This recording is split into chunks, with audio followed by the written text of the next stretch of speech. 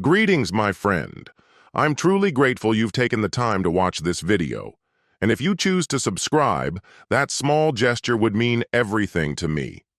Now, let's get into the story.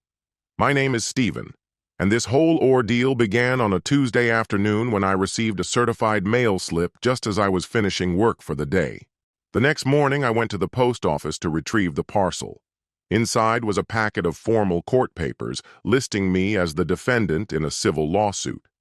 My first reaction was confusion, but that soon gave way to a growing sense of dread.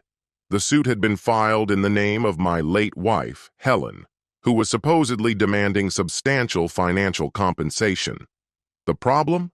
Helen couldn't possibly have filed anything. She had been dead for over a year. I wasted no time calling the law firm named on the documents. When the attorney came on the line, I explained, calmly but firmly, that there had to be a serious mistake. Helen was no longer alive. She had died suddenly the previous year due to an unexpected reaction following what was supposed to be a standard medical procedure. There was no conceivable way she could have initiated legal action. Helen had been buried more than 13 months earlier, in a plot at Riverside Cemetery. The lawyer on the other end fell silent, and the silence stretched on long enough to become awkward. When he finally responded, his voice was noticeably shaken, no longer carrying the crisp professionalism from earlier.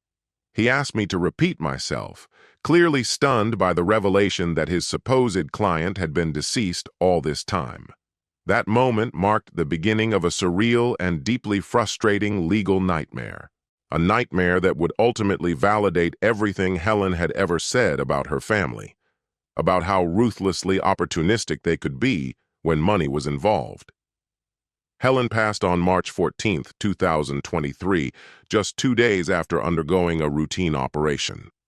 Though the procedure itself was successful, one of the medications prescribed afterward triggered a rare and fatal allergic reaction. Within hours, her condition deteriorated rapidly. Despite every effort by the medical team, her body shut down due to complications from the anaphylaxis. At the time of her passing, we had been married for 8 years. Helen was only 34. Our life together was deeply intertwined, emotionally, financially, and logistically. She had a modest stake in a major agrochemical company and a small retirement account from a previous employer. That was the full extent of her individual wealth. We weren't wealthy, but we had built a solid, comfortable life. Helen had long been estranged from her family. Her siblings, Susan and Caleb, were both single and lived roughly 2 hours away. In all the years I was with her, they rarely made the effort to check in or maintain any genuine relationship. But the few times they did call, it was always because they needed something. Helen often referred to them as leeches, constantly asking, never offering. Her memorial service was small and subdued.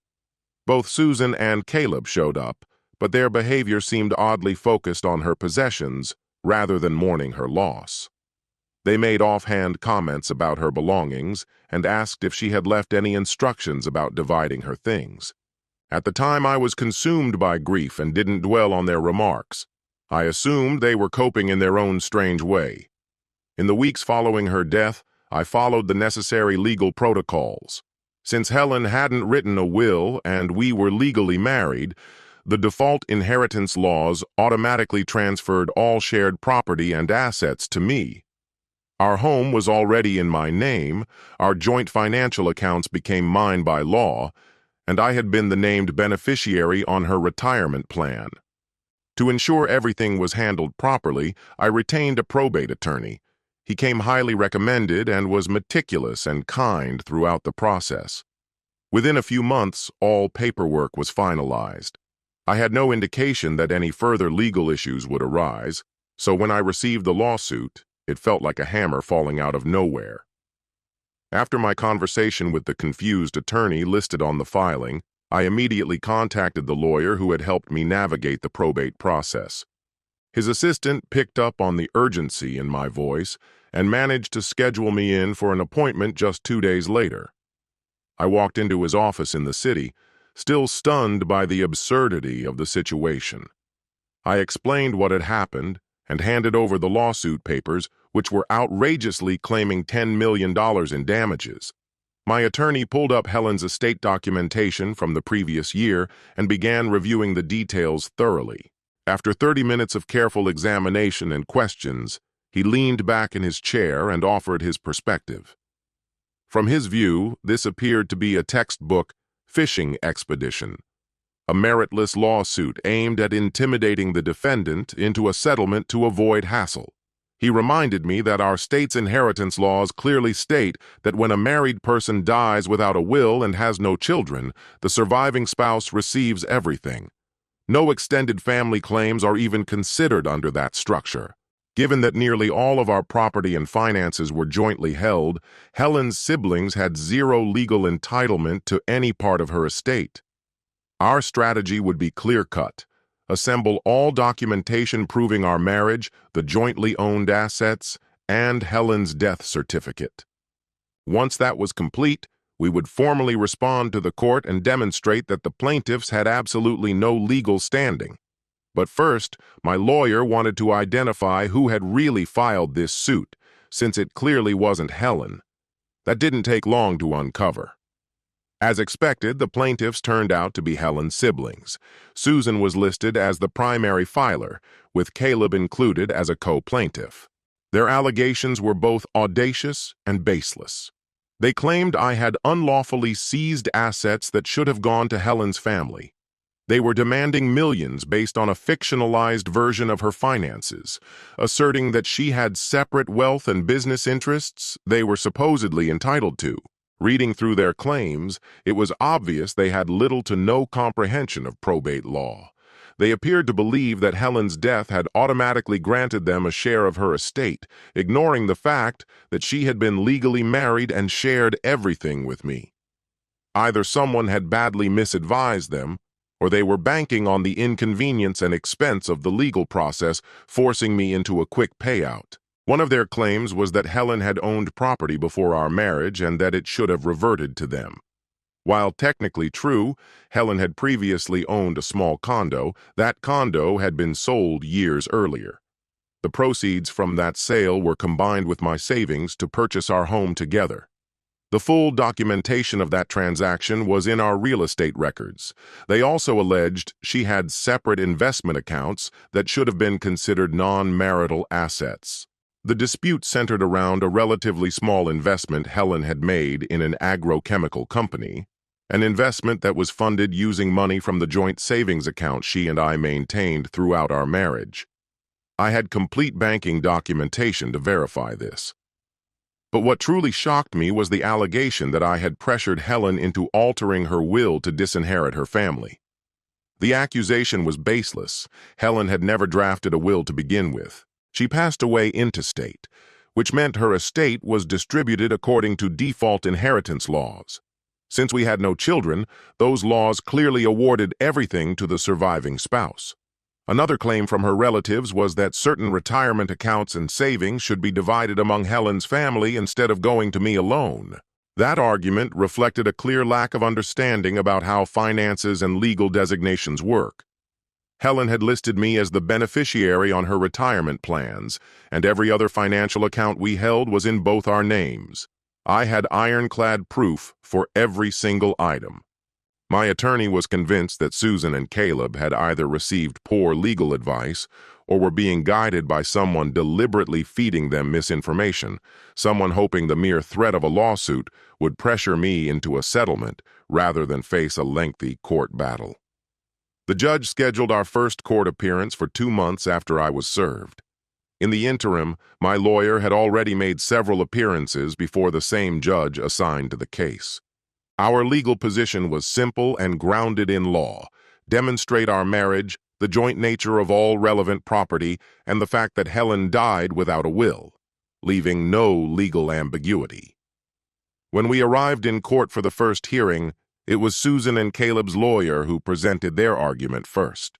His presentation was notably lacking in specifics. Instead of offering solid evidence, he leaned heavily on emotional appeals about family entitlement and the supposed injustice of excluding Helen's relatives from her estate. He insinuated that I had acted too quickly in transferring assets after her death. When it was our turn, the contrast could not have been clearer. My lawyer presented a complete package: Helen's death certificate, our marriage certificate, titles proving joint ownership of property, detailed bank statements, and formal documentation showing I was the designated beneficiary on Helen's retirement accounts. The presentation was systematic, precise, and legally unassailable. Although the judge allowed the case to move forward into the discovery phase, her line of questioning made it clear she was skeptical. She asked Susan and Caleb's lawyer to identify what actual proof they had to back up their claims of independent ownership, and whether they had even considered the legal implications of intestate succession in a valid marriage.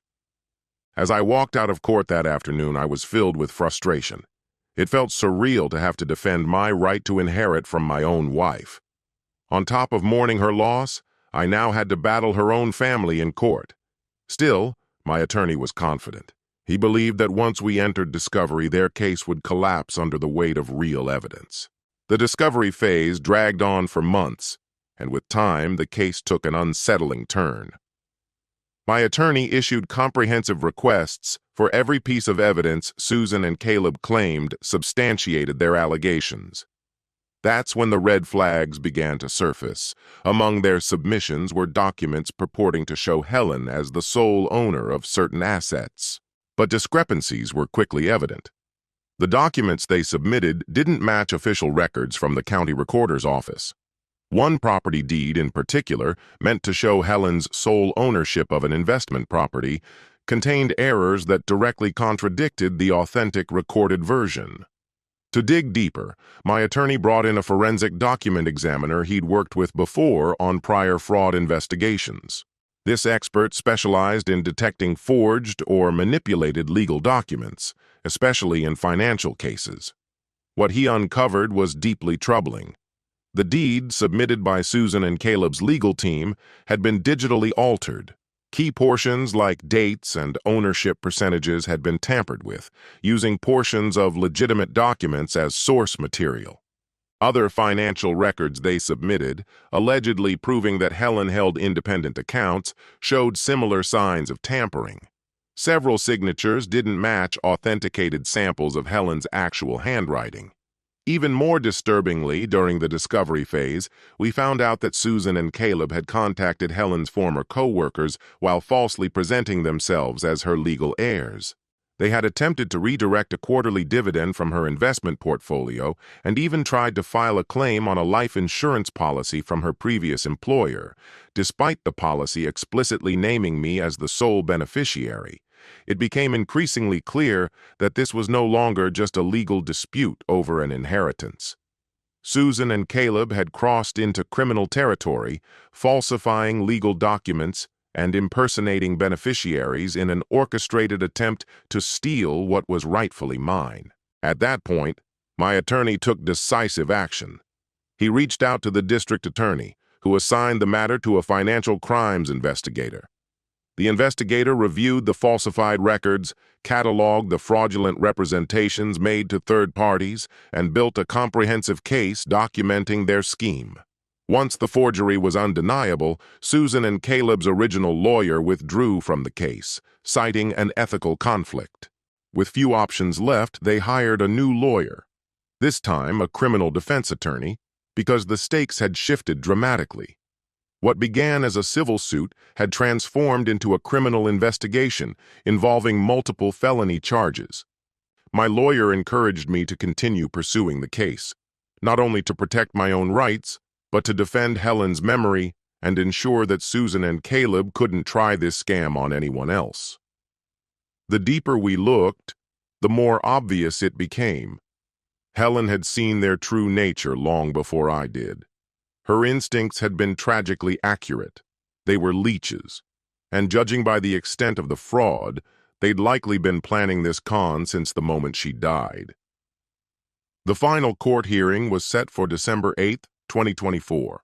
By then, the judge had reviewed all discovery materials, including the forensic expert's findings and the investigator's detailed report. When my attorney gave his closing statement, it was ironclad. His argument was thorough, the evidence irrefutable, and the damage to the opposing side beyond repair. He carefully presented a chronological chain of title documents, each one proving joint ownership of our major assets. Alongside those, he submitted both our marriage certificate and Helen's death certificate, systematically dismantling every accusation Susan and Caleb had put forward. The forged documents were particularly incriminating. Their original attorney had already backed out of the case, leaving a publicly appointed defender to try and salvage what was left. His approach was to argue that the forged paperwork stemmed from confusion rather than intentional wrongdoing, but the evidence was far too damning to support that narrative. The judge made her ruling swiftly and decisively. She threw out the case with prejudice, meaning Susan and Caleb were forever barred from pursuing the same claims in court. More significantly, she referred the matter to the district attorney's office, stating on record that the evidence strongly pointed to multiple criminal violations. As soon as the judge mentioned the referral for prosecution, Susan and Caleb looked completely blindsided. Throughout the entire lawsuit, they had carried themselves with smug assurance, seemingly convinced that the worst outcome would be a civil loss. They clearly never imagined criminal charges could follow.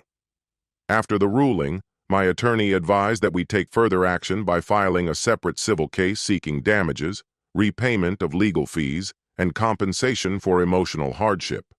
A few months later, we went ahead with the lawsuit.